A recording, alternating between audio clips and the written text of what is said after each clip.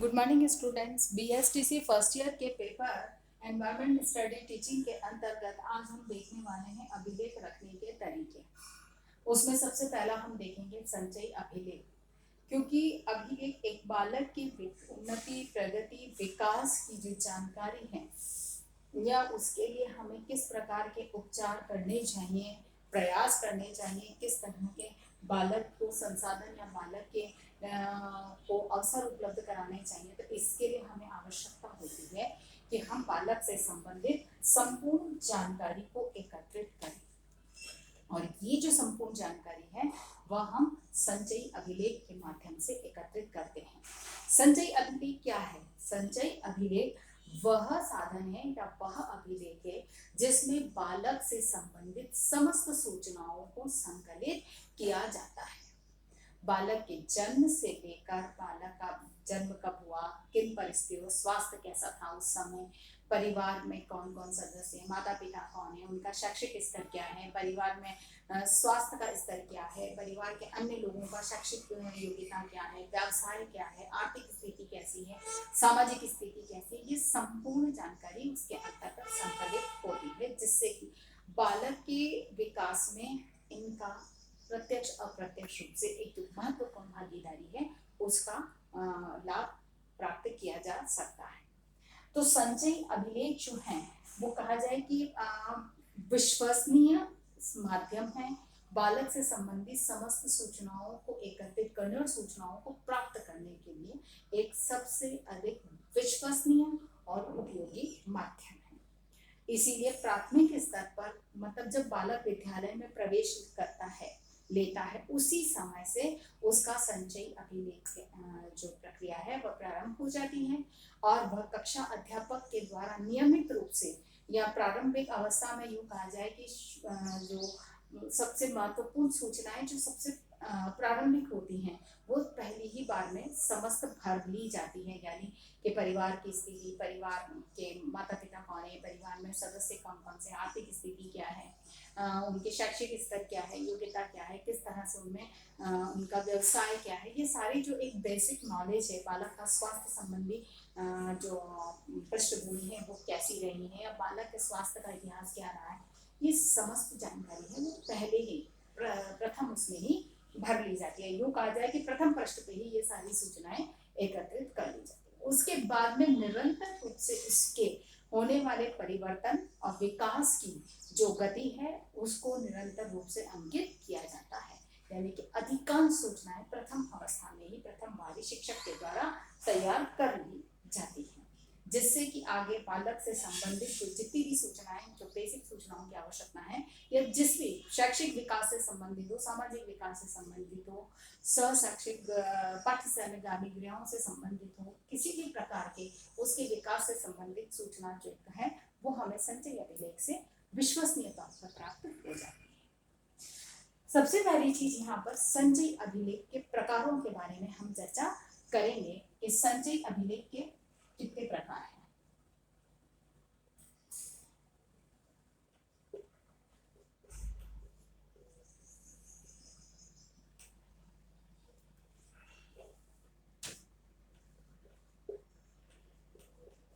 संचयी अभिलेख के प्रकार, ठीक है ना। संचयी अभिलेख के मूल रूप से 3 प्रकार माने जाते हैं। पहला है एक पत्र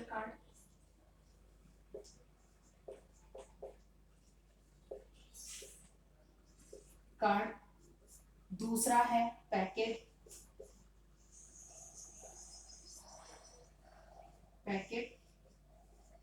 कार्ड, और तीसरा इसमें आता है वह है संचित परत कार्ड। संचित परत कार्ड, ठीक है। अगर आप इन पर नजर देखते हैं, ध्यान दें, तो बात एकदम स्पष्ट हो जाती है। एक पत्रक कार्ड यानी कि एक ही पेज के ऊपर बालक की समस्त सूचनाएं उसमें लिखी हुई होती हैं। जैसे प्रिंटेड होता है उसमें बालक के स्वास्थ्य संबंधी सूचना लिखी हुई है, अब उसमें आपको केवल टिक करना है। बालक का जन्म की तिथि लिखनी है, माता पिता का नाम लिखना है। मतलब एक तरह से कहा जाए कि कुछ ही चीजें वहां पर लिखी जाती है, बाकी मैक्सिमम में वहां पर टिक कर दिया जाता है। तो कहने का मतलब एक ही पत्रक के ऊपर समस्त सूचनाएं बालक की हमें प्राप्त हो जाती हैं, उसे एक पत्रक कार्ड कहा जाता है। पैकेट कार्ड, यहाँ पर अलग अलग रंगों के कुछ कार्डों का समूह होता है, जिसमें कि अलग अलग रंगों के अनुकूल, मतलब उनमें हर एक में सूचनाओं का अलग अलग संकलन होता है। एक रंग के कार्ड में अलग प्रकार की सूचनाएं होंगी, एक रंग के कार्ड में अलग प्रकार की सूचनाएं होंगी, तीसरे रंग के कार्ड में अलग प्रकार की सूचनाओं को संकलित किया जाएगा। यानी कि यहाँ पर विस्तृत रूप में अलग अलग कार्डों के ऊपर बालक की अलग अलग सूचनाओं को संकलित किया जाता है, जिससे कि जिस चीज से संबंधित सूचना हमें देखनी है हम उसी कार्ड को उठाते हैं और उसमें से हम, जैसे उसकी शैक्षिक सूचना हमने येलो कार्ड में डाली है और हमें उसकी शैक्षिक प्रगति से संबंधित सूचना को देखना है तो हम सिर्फ येलो कार्ड निकालेंगे। बालक के स्वास्थ्य संबंधी सूचना को देखना और पिंक कार्ड में है तो हम पिंक कार्ड को निकालेंगे। तो बालक की पाठ्य सहगामी गतिविधियों में, जैसे खेल में उसकी रुचि बहुत अधिक है और उसकी प्रगति और उन्नति के बारे में जानना है, तो जैसे ब्लू कार्ड में अंकित है तो हम ब्लू कार्ड को निकालेंगे। तो इस तरह से पैकेट कार्ड के अंदर कुछ पैकेट्स का समूह होता है और हर रंग के अलग अलग कार्ड में अलग अलग सूचनाएं संकलित की जाती है। संचित परत कार्ड, ये एक विस्तृत कार्ड होता है। एक तरह से कहा जाए कि इसमें कई पृष्ठों के अंदर बालक से संबंधित विस्तृत जानकारी लिखी गई होती है।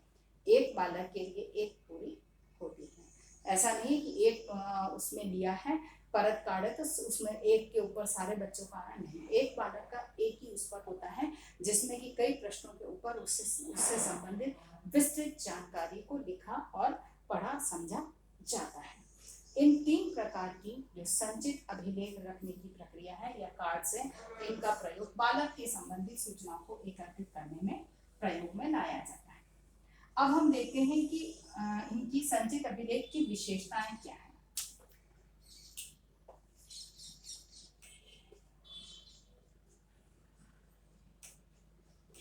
विशेषताएं, हम विशेषताओं के बारे में चर्चा करेंगे तो सबसे पहली चीज ये है सरल है,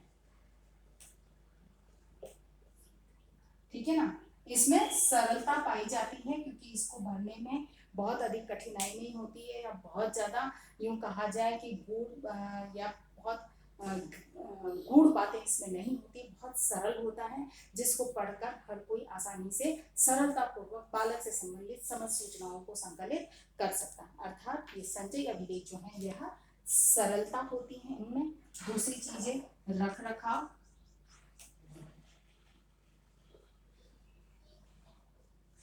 रखरखाव की जहां तक बात आती है इस पर बहुत सावधानी रखनी होती है, क्योंकि ये बालकों की कहा जाए कि एक तरह से विद्यालय की पूंजी होती है।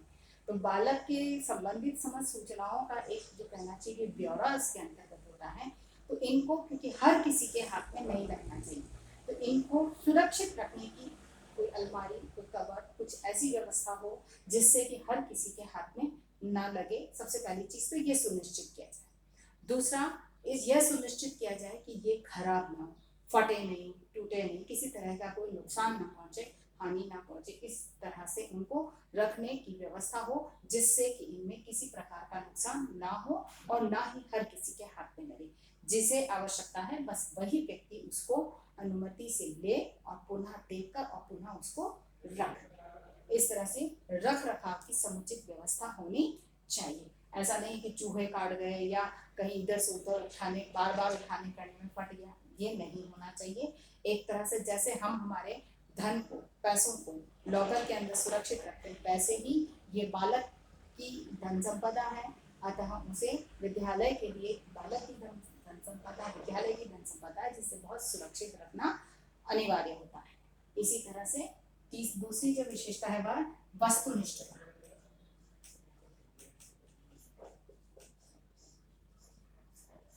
वस्तुनिष्ठता क्योंकि इसके अंदर हर छोटी छोटी जानकारी को संक्षेप में लिखा जाता है और संपूर्ण जानकारी होती है। भले ही चाहे उसको संक्षेप में लिखा जाता है लेकिन बालक से संबंधित संपूर्ण जानकारी उसमें प्राप्त हो जाती है और उसमें बहुत कठिनता या बहुत गूढ़ बातें नहीं होती, बहुत सामान्य सी होती हैं, जिसकी वजह से हर चीज उसमें बिल्कुल स्पष्ट होती है और एकदम सत्य विश्वसनीय होती है, इसीलिए इनमें वस्तुनिष्ठता पर बल दिया जाता है। उसके बाद में शब्दों और संकेतों का अर्थपूर्ण प्रयोग। शब्दों व संकेतों का अर्थपूर्ण प्रयोग, ठीक है ना। यहाँ पर शब्दों का और संकेतों का अर्थपूर्ण प्रयोग, यहाँ पर जैसे हमने कहा ना कि वस्तुनिष्ठता होती है, तो वस्तुनिष्ठता के लिए को बनाए रखने के लिए हम पूरे पूरे सेंटेंस या वाक्य नहीं लिखते हैं, कई बार कुछ शब्दों के माध्यम से या कुछ संकेतों के माध्यम से सूचनाओं को वहां पर संकलित किया जाता है। क्यों कि गोपनीयता भी इसकी एक विशेषता है। तो इन संकेतों के माध्यम से बाई दी वे अचानक यदि गलती से किसी अन्य के हाथ में लग भी जाए, तो वो संकेत अगर उसे नहीं पता है तो वो समझ नहीं पाएगा। इसीलिए यहाँ पर जो भी संकेत या शब्दों का प्रयोग किया जाता है वो बकायदा अर्थपूर्ण होते हैं, उनका कोई ना कोई निश्चित अर्थ होता है, और वह ऐसा नहीं कि एक बालक के लिए अलग अर्थ है और दूसरे बालक के लिए अलग अर्थ है। जो संकेत एक तय किया गया है, जैसे मानचित्र में होता है कि जो पैमाना तय गया उसके मानचित्र के अंदर जो संकेत बताए गए हैं, पूरे मानचित्र में वही संकेत उसी चीज को, जैसे सड़क के लिए त्रिकोण का संकेत दिया है तो पूरे में त्रिकोण ही दिखाई देंगे, या जैसे सड़क के लिए line dash dash dash line का, जैसे रेलवे लाइन के लिए डैश डैश दिया है और सड़क के लिए सीधी लाइन दी गई है, काली लाइन, तो वो पूरे मानचित्र में उसी तरह से पढ़ी जाएगी। वही चीज है कि जो शब्द या संकेत यहाँ पर उपयोग में लाए जाते हैं वो सभी के लिए एक जैसे होते हैं और एक ही अर्थ में उनका प्रयोग किया जाता है। उसके बाद में है पूर्ण सूचनाएं। पूर्ण सूचना, जो जितनी भी सूचनाएं हैं वो पूर्ण होती है, इसमें कोई अधूरी सूचना उपयोगी नहीं होती। जहां अधूरी सूचना है वहां पर उस संचय अभिलेख का महत्व खत्म हो जाता है, क्योंकि वह अधूरी सूचना है तो बालक से संबंधित अगर हमें जिस चीज की सूचना की आवश्यकता है और वो नहीं उपलब्ध है तो फिर इसका कोई उपयोग नहीं है। इसीलिए इसकी ये क्योंकि एक महत्वपूर्ण दस्तावेज एक बालक के लिए, इसीलिए इसमें जो है सूचनाएं पूर्ण होनी अनिवार्य है। अगली विशेषता है सत्य सूचनाएं।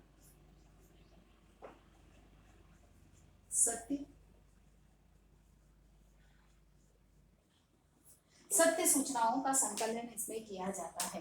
किसी के कही सुनी बात के आधार पर हमने उसमें लिख दिया, ऐसा नहीं होना चाहिए, क्योंकि कही सुनी बात के आधार पर वे असत्य हो सकते हैं। इसीलिए बालक से, उसके माता पिता से प्रमाणों के मतलब कि जितने भी एविडेंस है उसके आधार पर जितनी भी संभव सूचनाएं हैं सभी को सत्य प्रमाणों के आधार पर ही उसमें संकलित किया जाना चाहिए। जैसे जन्म की तारीख है तो डेट ऑफ बर्थ का बर्थ सर्टिफिकेट के माध्यम से उसे अंकित किया जाना चाहिए। ऐसा नहीं कि किसी ने भी कह दिया कि उसका तो जन्म उस समय हुआ था, उस हिसाब से कोई डेट निश्चित या सन निश्चित नहीं होता है। जो उसका जन्म प्रमाण पत्र है उसी के आधार पर उसे अंकित किया जाता है। ऐसे ही जितनी भी सूचनाएं हैं वो बिल्कुल सत्य सूचनाएं होनी चाहिए, यानी कि उनमें किसी भी प्रकार के भ्रम या दुविधा ना हो, असत्यता ना हो। अगली बात है गोपनीयता।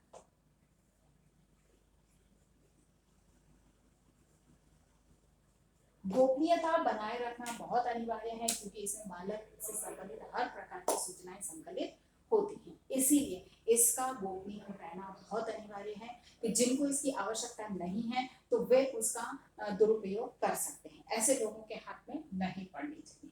जैसे किसी शिक्षक को आवश्यकता है तो क्योंकि संचयी अभिलेख मुख्य रूप से कक्षा अध्यापक के नियंत्रण में ही रहते हैं, तो किसी अन्य विषय अध्यापक को आवश्यकता है तो वो उसकी अनुमति से ही उनको हाथ लगाएगा, अन्यथा वह उस शिक्षक को भी उसको छूने का अधिकार नहीं होता है या उनके पास वो नहीं जानी चाहिए। इसीलिए गोपनीयता को बनाए रखना बहुत अनिवार्य है, क्योंकि बहुत सारे ऐसे कहना चाहिए कि पक्ष होते हैं जिनके माध्यम से जिनका बाहर निकलकर आना उचित नहीं होता है, इसलिए इनकी गोपनीयता को विशेष रूप से ध्यान दिया जाना अनिवार्य है। उसके बाद में है सामूहिक मूल्यांकन पर आधारित।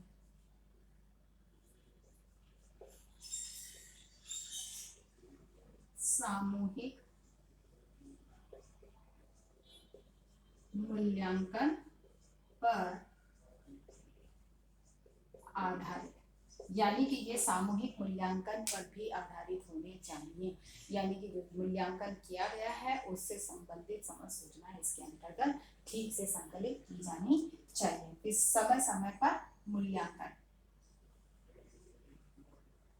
समय समय पर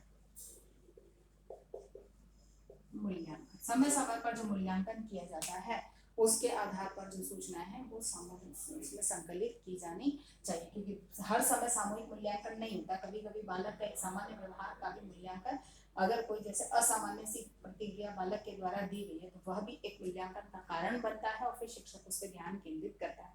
तो अगर कभी ऐसी सूचनाएं संकलित करने की आवश्यकता होती है तो जो समय समय पर चिंता में मूल्यांकन किया जाता है उससे संबंधित समस्त सूचनाओं को उसके अंतर्गत स्थान दिया जाना चाहिए। फिर निरंतरता, निरंतरता का होना सबसे ज्यादा जरूरी है, क्योंकि अपडेट होना बहुत जरूरी है। क्योंकि बालक में जैसे कोई किसी विषय को लेकर समस्या थी, उसका समाधान हुआ, उसमें अब वो बहुत योग्यता उसने हासिल कर दी, तो ये अपडेट उसमें होना बहुत जरूरी है। अर्थात उसका निरंतर रूप से जो विकास क्रम है, जैसे स्वास्थ्य संबंधी कोई समस्या थी अब उसका निवारण हो चुका, तो वो अपडेट उसमें होना जरूरी है। अर्थात निरंतर रूप से इसमें प्रक्रिया, इसका संचय अभिलेख को भरने की समस्त प्रक्रिया निरंतर रूप से चलती रहनी चाहिए। ऐसा नहीं कि आज भर दिया फिर 2 साल तक नहीं भरा। तो ऐसे में बहुत सारी सूचनाएं हैं इस 2 साल के बीच की जिनका उसमें होना बहुत अनिवार्य था, उनको उसमें स्थान नहीं मिल पाया क्योंकि भूल गए। जब लिखने बैठे तो बहुत सारी चीजें, क्योंकि पहले किसी और कोई कक्षा अध्यापक था उसने भरी, अब किसी कोई और है तो अब वो भर रहा है, तो बीच की जितनी भी सूचनाएं रह जाती। इसीलिए इसमें निरंतरता का बना रहना बहुत जरूरी है कि जो जब साल में 2-3 बार जो भी है होता है उसको यहाँ पर लिखा जाना जरूरी है। और फिर लचीलापन,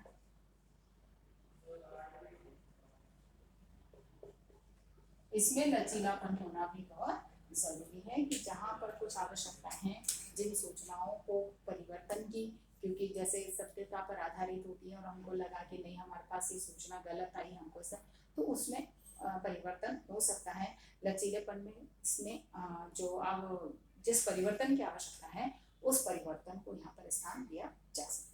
आशा करते हैं कि मेरी आज की बातें आपको समझ में आई होगी। आज की बात हम यहीं तक रखते हैं।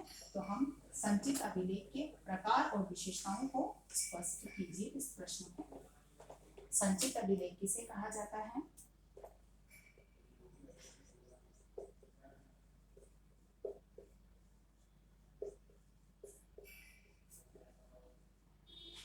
संचित अभिलेख क्या है?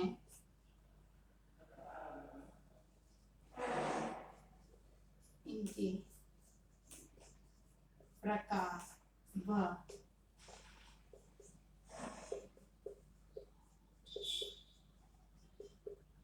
विशेषताओं को समझाइए। ठीक है, इसी प्रश्न के साथ में अपनी बात को समाप्त करने से पूर्व का कोविड-19 की महामारी के दौर में अपने आप को सुरक्षित रखें। बहुत अधिक आवश्यकता हो तभी घर से निकलें। घर से बाहर निकल रहे हैं तो मुंह पर डबल मास्क लगाएं, सोशल डिस्टेंसिंग का पालन करें और अपने हाथों को सैनिटाइज करते रहें। स्वस्थ रहें, सुरक्षित रहें। धन्यवाद।